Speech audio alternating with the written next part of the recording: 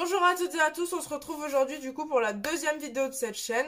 Si t'as regardé ma précédente vidéo, c'est cool. Si tu l'as pas regardée, je t'invite à aller la regarder. Je mettrai en fin de vidéo un lien pour aller la regarder. Sans plus attendre, on va rentrer dans le vif du sujet. Avant ça, n'hésite pas à t'abonner, à liker et à laisser ton avis en commentaire, une question, une idée de vidéo. Voilà, libre à toi, on est ici pour partager.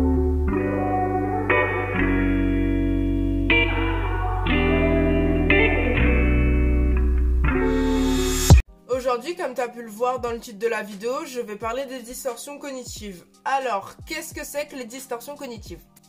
En soi, c'est un schéma de pensée exagéré, voire parfois irrationnel, qui amène à une erreur d'interprétation de la situation. Pour te donner un exemple qui va t'aider à comprendre un peu avant que je rentre dans le vif du sujet, tu vas être dans ta voiture par exemple, et quelqu'un va te klaxonner 10 voitures plus loin que toi, et tu vas le prendre pour toi, et tu vas commencer à t'énerver, mais qu'est-ce qu'il veut, pourquoi il me klaxonne, blablabla. Alors qu'en soi, la personne n'a sûrement même pas klaxonné pour toi. Cette personne ne sait sûrement même pas que ta voiture existe. Voilà, c'est à peu près ça en grossier. Je vais présenter ça en plusieurs points. Et le premier point, c'est les inférences arbitraires, autrement appelées conclusions hâtives. On va avoir le raisonnement émotionnel, qui consiste à utiliser son état émotionnel pour former des conclusions sur soi-même, les autres et le monde qui nous entoure.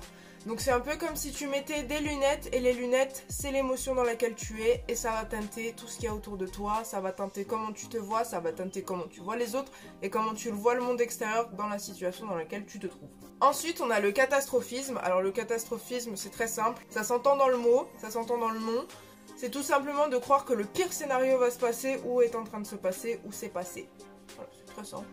On a la lecture des pensées, donc ça va être quand t'as l'impression de pouvoir lire dans les pensées de l'autre personne et donc t'en conclus qu'il réagit de manière négative ou pense à mal de toi par rapport à une action qu'il a fait. Par exemple, t'es en train de lui parler, d'un coup il regarde son téléphone et il souffle et tu te dis « Ah, je vais arrêter de parler, ça l'énerve ce que je suis en train de lui dire » ou il est en train de penser des mauvaises choses sur moi alors qu'en soi il a peut-être juste regardé son téléphone, vu une mauvaise nouvelle, lu une notification de quelqu'un qu'il ne voulait pas voir la notification. Et voilà d'où vient sa réaction et en aucun cas n'est causée par toi. Ensuite, on a la surgénéralisation. C'est quand on a tendance à tirer des conclusions dans une situation et l'appliquer à d'autres situations qui ne sont pas liées à l'événement dans lequel on a tiré la première conclusion. Et enfin, dans les inférences arbitraires, on va avoir la personnalisation. Donc ça, c'est quand tu as l'impression ou quand tu penses être la cause des malheurs de tout le monde. Donc tu as l'impression que là, tout de suite, il y a une personne qui va pas bien, ben, c'est ta faute, c'est parce que tu as parlé comme ça, c'est parce que tu as réagi comme ça, c'est parce que tu as dit ça, c'est parce que tu n'as pas fait ça. Et souvent, c'est sans preuve concrète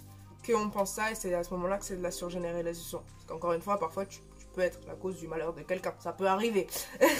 Mais la surgénéralisation, c'est vraiment quand sans preuve concrète, tu as l'impression d'être responsable là où il y a un problème avec tout ce que je viens d'évoquer, parce que c'est quelque chose qu'en soi tu peux ressentir dans la vie de tous les jours. Là où ça devient un problème, c'est quand ça vient te freiner, quand tu y crois trop, quand tu es trop persuadé que tout ce que je viens de citer et ce que je vais citer après sont réels, alors qu'en soi, c'est juste une distorsion de la réalité. C'est comme je l'ai dit au tout début avec le raisonnement émotionnel, c'est comme si tu mettais des lunettes. Ensuite, deuxième point de ce que c'est que la distorsion cognitive, on va avoir la comparaison. Alors la comparaison, c'est quand on va avoir cette habitude ou ce besoin de tout le temps se comparer négativement aux personnes. C'est-à-dire que, ah oui, on a fait la même chose, mais regarde, lui c'est beaucoup mieux que moi ce que j'ai fait. Alors qu'en soi, ce que t'as fait, c'est sûrement excellent, tu vois. Mais c'est juste, la comparaison à l'autre personne est défavorablement par rapport à soi-même. Et souvent, ça vient miner le moral parce qu'on se tape dessus en se disant « Moi, ce que je fais, c'est nul, parce que lui, ce qu'il fait, c'est mieux. » Ensuite, troisième point, les « il faut » et les « je dois ». C'est un peu une tyrannie du devoir qui va maintenir l'insatisfaction parce que c'est des choses qu'on s'impose en sachant qu'on va pas y arriver à le faire et en sachant qu'on va être déçu de nous-mêmes. Ou bien inconsciemment, c'est des choses qu'on a vu qu'on ne le faisait pas et on continue à se les imposer. Par exemple, tu fais déjà du sport dans la vie de tous les jours et tu te dis il faut que je fasse plus de sport, c'est pas assez ce que je fais. Arbitrairement, tu t'imposes de faire plus de sport. Et c'est souvent dans une situation où tu vas pas réussir à faire plus parce que t'es déjà occupé, t'es déjà surbooké avec plein de trucs et tu t'imposes et tu t'imposes et tu t'imposes. Et au final, tu finis par être déçu par toi-même parce que tu n'as pas atteint tes objectifs. et tu rentres dans ce cercle d'autoflagellation. Oui, ce n'est pas bien, je n'ai pas respecté mes propres objectifs.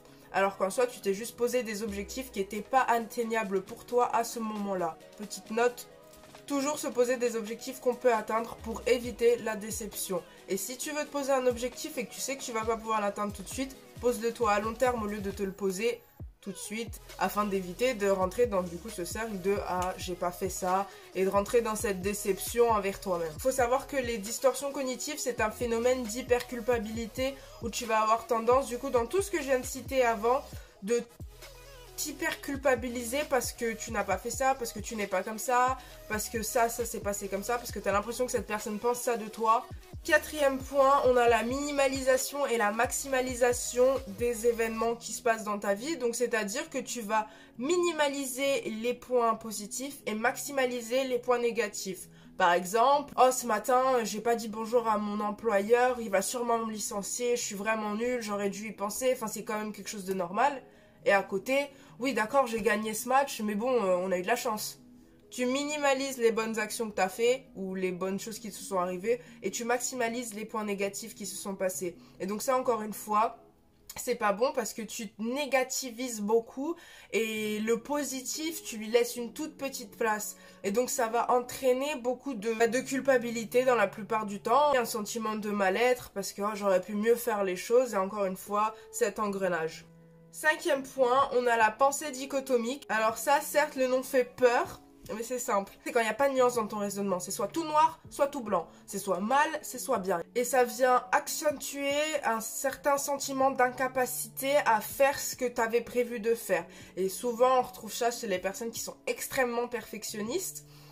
Donc par exemple, pour donner un exemple, t'es en cours, t'as eu 17 sur 20, tu te dis j'ai eu que 17 sur 20 à cet examen, quel échec. Alors que 17 sur 20, on va pas se mentir, c'est excellent. Et enfin, dernier point que je vais aborder dans cette vidéo, bon il y en a beaucoup d'autres, mais je voulais aborder cela, c'est l'abstraction sélective. Et donc ça c'est quand tu vas te focaliser sur un élément d'une situation en faisant totale abstraction de tout ce qui s'est passé. Donc par exemple, il s'est passé une situation et tu vas retenir que le point négatif. Donc par exemple, je sais pas, tu étais dehors avec tes amis et tu t'es pris tête avec quelqu'un et tu vas retenir que le moment où tu t'es pris tête avec cette personne et t'as pu passer une super journée avant, il y a que ce moment-là dont tu vas te rappeler et tu vas dire ah mince, c'est trop nul, il y a eu cette embrouille, il y a eu ce conflit. Alors qu'en soi, juste avant, t'as passé une super journée, t'as passé genre 10 heures de bonne journée, 5 minutes de conflit et c'est ces 5 minutes sur lesquelles tu vas te focaliser. Tu as fait abstraction d'une partie du moment que tu as passé pour sélectionner uniquement un petit moment qui est négatif.